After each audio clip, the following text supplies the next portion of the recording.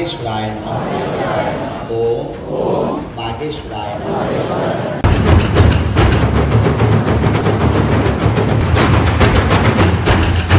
बचपन से अध्यात्म में रुचि और दादा से ली शिक्षा, कैसे बने धीरेन्द्र कृष्ण शास्त्री से बाबा बागेश्वर। पंडित धीरेन्द्र शास्त्री मध्य प्रदेश के एक छोटे से गांव से अपना अध्यात्म का सफर शुरू कैसे करते हैं, आइए आपको बताते हैं। आज भारत के घर घर में उन्होंने अपनी पहचान बनाई।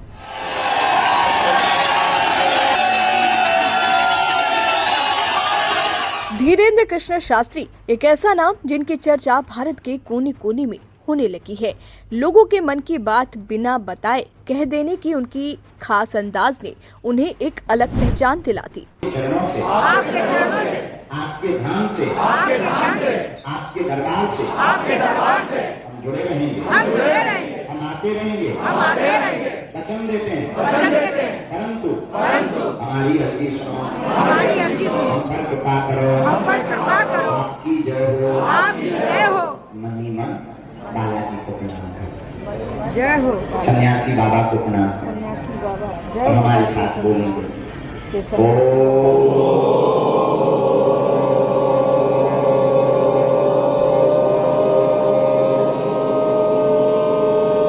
बागेश्वराय नमः।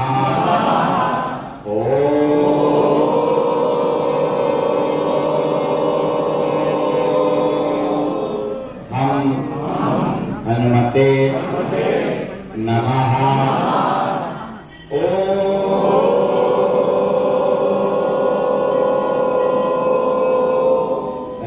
सन्यासी देवाय नमः।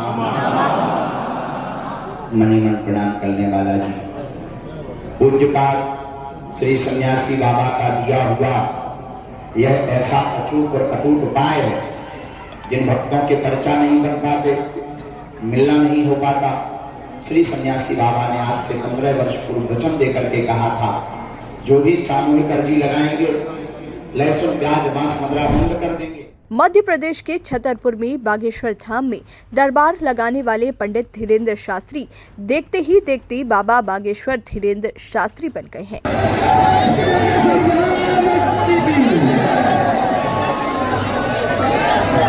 महज 27 साल की उम्र में धीरेन्द्र शास्त्री ने वो सफलता पा ली जिसे हासिल करने में कभी कभी पूरी जिंदगी निकल जाती है।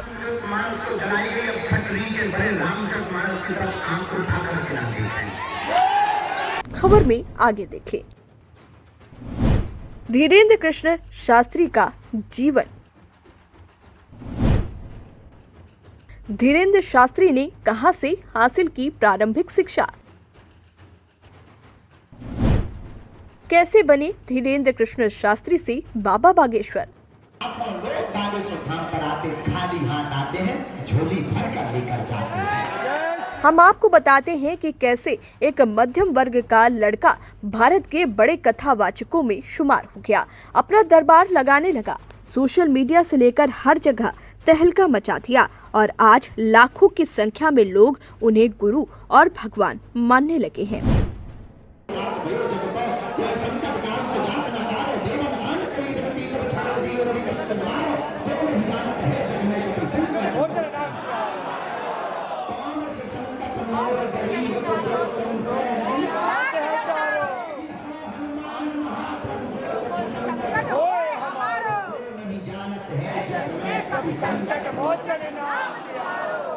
ऐसे हुआ लालन पालन। धीरेन्द्र कृष्ण शास्त्री का जन्म 4 जुलाई 1996 को मध्य प्रदेश के छतरपुर जिले में गढ़ा गांव में हुआ। उनका जन्म एक ब्राह्मण परिवार में हुआ, इसलिए पूजा पाठ और कथा वाचन का एक माहौल घर पर ही मिलता रहा। पिता का नाम राम कृपाल गर्ग और मां सरोज गर्ग है। उनकी एक बहन और एक छोटा भाई है। धीरेन्द्र शास्त्री ने शुरुआती जीवन अपने गांव में ही बिताया। परिवार बिल्कुल मध्यम वर्ग का था, इसलिए इनका लालन पालन भी साधारण तरीके से हुआ था। ऐसा कहा जाता है कि बचपन से ही इनको अध्यात्म में काफी रुचि थी, जिसकी शिक्षा इन्हें अपने दादा से मिली। दादाजी भी लगाते थे दरबार, धीरेन्द्र शास्त्री के दादा पंडित भगवान दास गर्ग ने चित्रकूट के निर्मोही अखाड़े से दीक्षा ली थी। बताया जाता है कि उनके दादा ने बागेश्वर धाम का जीर्णोद्धार कराया था। वो भी इसी धाम में दरबार लगाया करते थे। उनके दादा सन्यासी बाबा को अपना गुरु मानते थे। बागेश्वर धाम में ही सन्यासी बाबा की समाधि मौजूद है। धीरेन्द्र शास्त्री बचपन से अपने दादा के दरबार में जाया करते थे और कथा सुना करते थे। दादा उनके बागेश्वर धाम में ही रहा करते थे। धीरेन्द्र शास्त्री अपने माता पिता से बागेश्वर धाम में ही रहने की इच्छा जता चुके थे। हाथ जोड़ के प्रार्थना है, भावपूर्वक जो लोग आए, हम अपने गुरुजी के चरणों में आपको एक बात बताएं, पूरी रात जगत भी रहे और सुबह से कल, क्योंकि एकादशी थी ना, कल भीड़ बहुत थी, दरबार था और कल एकादशी को हमको हनुमान जी की कृपा पाए हुए 15 साल पूरे हो गए। हम जो है जब गुरुजी दादाजी के पास गए थे, उन्होंने लीला की थी। बागेश्वर धाम एक ऐसा दरबार है जहाँ स्वयंभू हनुमान जी महाराज विराजमान है। लाखों लोग बागेश्वर धाम पर आते, खाली हाथ आते हैं, झोली भर कर लेकर जाते हैं। आज यहाँ जितने भी नीचे खड़े, एक मंजिल पे, 2 मंजिल पे, कछु हमसे ऊंचे, आप बिल्कुल ऊंचे ना हो जाओ, पीछे हो जाओ, हमें डर लगता है। छोटी सी उम्र में बने सेवक। इसके बाद उनके दादा ने उन्हें अपना शिष्य बना लिया।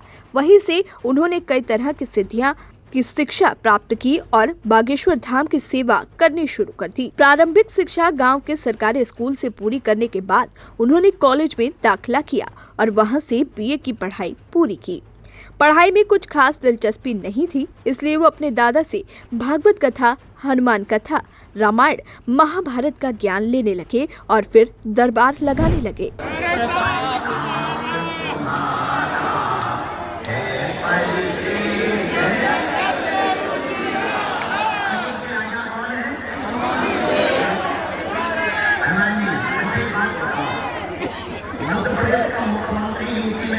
कोई नियम पालित करे तो क्या लागू होगा? मुख्यमंत्री हनुमान जी की करते हैं साधना।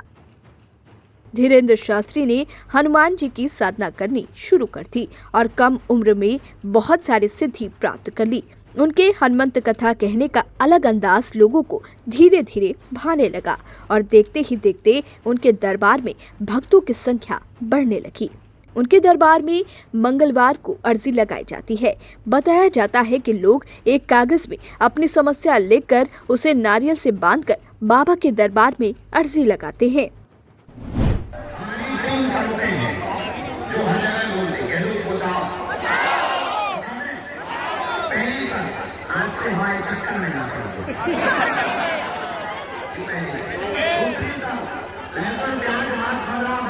महीने में एक बार ओम भाग्येश्वराय नमः ओम का जाप करके भाग्येश्वर हनुमान जी अपना परम आश्रम पर हनुमान जी के दर्शन करना प्रारंभ कर देना। तीसरी सब हनुमान जी के सामने जाकर खड़े होकर कह देना, हे महाराज जी बस बहुत हो गया, बहुत भटक लिया, अब हमें अपनी हंसी नहीं करवानी है, अब आप भी अपनी हंसी मत करवाओ। हे हनुमान जी अब हम आज से तुम्हारे हो गए, तुम हमारे हो गए।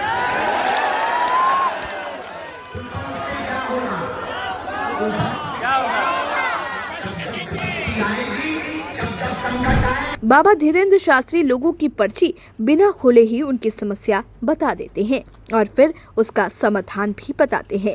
बाबा के मन की बात बताने का यही अंदाज उनको आज इतनी बड़ी पहचान देता है। देश के कोने कोने से लोग उनके दरबार में अर्जी लगाने आते हैं। भक्तों का कहना है कि बाबा हमारी समस्या बिना बताए ही समझ जाते हैं। बाबा चमत्कार करते हैं, इसलिए उन्हें हनुमान का रूप मानते हैं। चमत्कार के पीछे का राज। अब बाबा क्या चमत्कार करते हैं, कैसे मन की बात बता देते हैं, इस पर तो बहस जारी है, मगर उनको गुरु मानने वालों की संख्या में दिन प्रतिदिन इजाफा ही होता जा रहा है। परिणाम स्वरूप अब बाबा धीरेन्द्र शास्त्री अलग अलग राज्यों में दरबार लगाने लगे हैं। भक्तों की संख्या बढ़ रही है और ख्याति देखकर उन्हें केंद्र सरकार ने वाई कैटेगरी की सुरक्षा प्रदान की है। तुम्हें केवल और केवल श्री हनुमान जी के चक्कर में पड़ना पड़े, ताकि तुम्हारी कोई हंसी ना उड़ाए, ताकि तुम्हें लक्ष्य मिल जाए। जब हमारे जैसे मूर्ख धूर्त पर, हमारे जैसे नालायक पर बागेश्वर हनुमान जी कृपा किए हैं भैया।